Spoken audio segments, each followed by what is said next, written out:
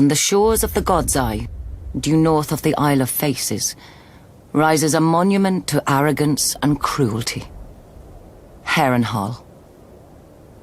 For a people who prided themselves on their ships, the Iron Men of old seized any chance to leave them, and carved out a vast kingdom from the peaceful river lords.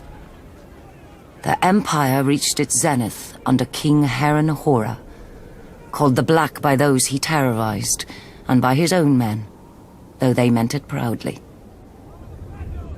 King Harren enslaved the Riverlands to raise the mightiest fortress Westeros had ever seen. A castle that could garrison 1,000,000 men, with walls so vast that winters would come and go, and besieging armies grow old and grey before the castle fell. 5 towers he ordered, reaching into the heavens like grasping fingers, a monstrosity which he forced our people to build for their own subjugation. But the very day the slaves laid the last stone, Aegon Targaryen and his sisters arrived in the south. When they arrived with their small army, Harren laughed and shut the gates. Harrenhal would have its first test, and an easy one at that.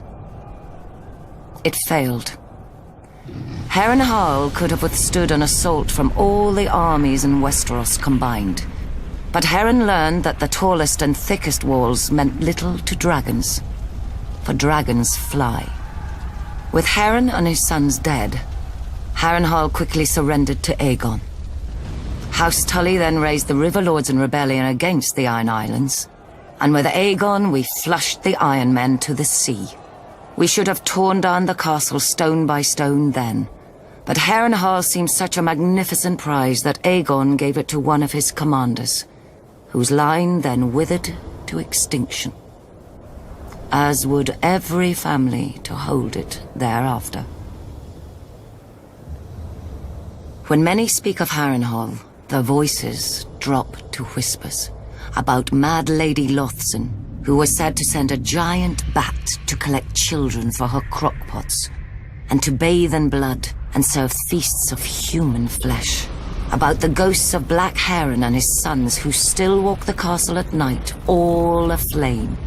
Of the servants who went to bed in full health and were found in the morning, burnt to ash.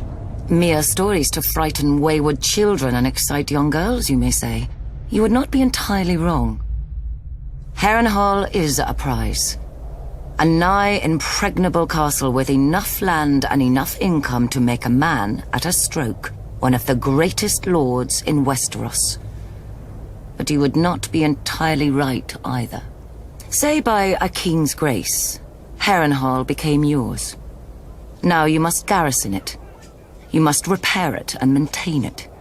Even stretched to the ends of your means, you cannot fill and manage the whole castle. So you retreat your household to 4 of the 5 towers, then 3, then 2, then only the bottom thirds of those. You close the hall of 100 hearths and take your meals in your rooms. Even then you can't shake the feeling of desolation, that Harrenhal and its vastness is devouring you. In later years, as you bury a grandson or a great-grandson, the last of your line, you will know it has.